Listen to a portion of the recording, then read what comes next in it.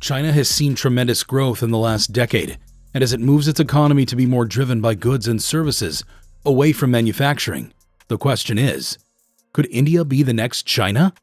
The simple answer is no. First off, manufacturing, infrastructure, and investment. COVID-19 shook the world in more aspects than one. Among many other lessons, it taught the world the dangers of depending on one single country for its operations. China is the world's leading manufacturer, accounting for about 30% of global manufacturing output in 2021, and has been called the world's factory. Now, multinationals are reviewing their global footprints and looking in places other than China. With a huge population at its disposal, a growing domestic market, cost competitiveness, and infrastructure improvements, India seems to be the next option. So why is it not? India began its economic reform a decade after China did. China's economy has been accelerating since, while India's has weakened comparatively. There are multiple facts that play a huge role in this. The first one is a weakened system of infrastructure, investment, and manufacturing. China, right now, has some of the world's highest investment rates, and this in turn has made an infrastructure revolution possible. China's high-speed rail lines, airports and ports, and manufacturing capability has been envied by the world. It has been the manufacturing giant of the world for more than 2 decades. The most critical component in its growth has been its ability to quickly and efficiently move its domestic product around the world. India, on the other hand, is far behind China on all these fronts. Comparing the investment GDP, India invests about 30% of its GDP compared to China's whopping 50%. Manufacturing makes up 20% of the Indian economy, while in China, the number stands at 30%. The one path that India can take to success is making use of its vaunted tech sector. The growth of the Indian tech sector has been fueled by large private sector investments, both from within the country and abroad. But the infrastructure needed for these companies was a digital one and not physical, which allowed Indian IT firms to have an exchange of information and analysis from all over the world and back. About a decade ago, it could be thought that India could leapfrog over the manufacturing and physical infrastructure stage of development and jump right to building its whole economy around tech. But it's clear now that while India's tech sector is rapidly growing, there is a need for old-fashioned development in manufacturing and infrastructure to move the country along. Unlike China, India cannot take the government investment road to infrastructure development, as the Indian state is plagued by endemic budget deficits of huge subsidies and limited taxation. The private sector is ready to step in to be the saving grace, but there's another daunting problem with India that comes in the way of it becoming China. It's politics. More on that soon. So why can't India become the next China? When Narendra Modi became Prime Minister in 2014, he wanted to do the same thing nationwide as he did for Gujarat when he was the elected Chief Minister of the state. He built a fast-growing economy just like China's, an efficient bureaucracy, and advanced factories that attracted billions in investments from many multinational corporations. 5 years later, with the same hope and dream for India as he had for Gujarat, it's seeming that it might not be possible to do, and India's dream of becoming the next China might be farther fetched than it seems. What Modi proved in Gujarat was that a strong leader in charge can turn things around, but only one state at a time. In his first term as the chief minister, Gujarat's economy grew at 12% a year, the fastest rate ever recorded in any major Indian state ever. Modi as a prime minister, though, tells a different story. He has so far not been able to achieve the same kind of growth rates for the Indian economy as a whole.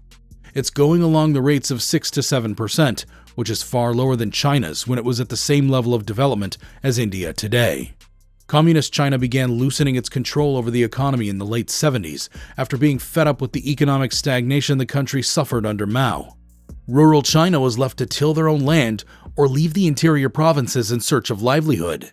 They created economic zones free of bureaucratic control, and new jobs flourished in coastal cities. The government also took a huge step and closed thousands of old factories that were rusting, and this threw a large chunk of the population out of work. With no safety net to fall back on, many were forced to find work in the private sector, which was then ultimately responsible for China's double-digit growth. In contrast, India has never risked mass firings and large-scale migration to promote growth. This is because its leaders fear the consequences from the voters for the short-term pain they would have to suffer. As a result, India's sprawl from rural to urban, farm to factory, and state to private has been quite slow. Most of India's population still lives and works on a farm. The population is 70% rural. Booming new cities are a rarity in India, but a common occurrence in China. Many Indian businesses are largely owned and operated by the state, which is inefficient. The world's most populous nations are evolving along much different paths than India, China toward free market communism, and India towards state-dependent democracy. Moreover, it's interesting to see China's cashless society. Within the last few years, cash has virtually disappeared from big cities like Shanghai or Beijing.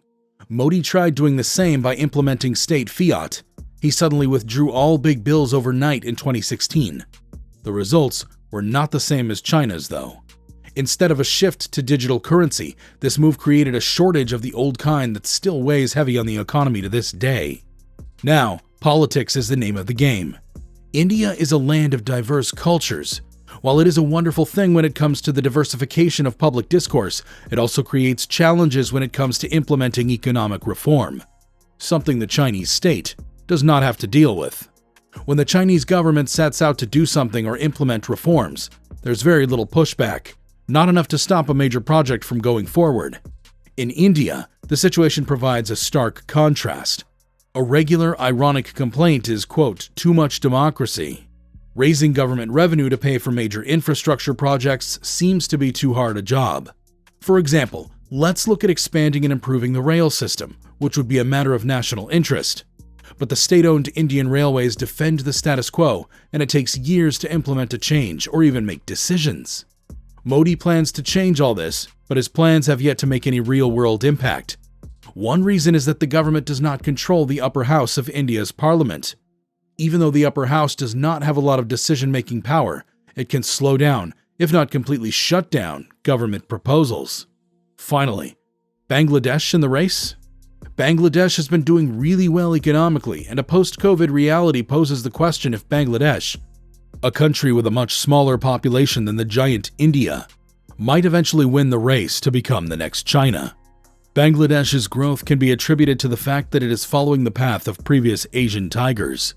Its low-skilled goods exports are in line with its share of a poor country's working-age population. It is taking a leaf out of China's handbook on becoming a manufacturing giant.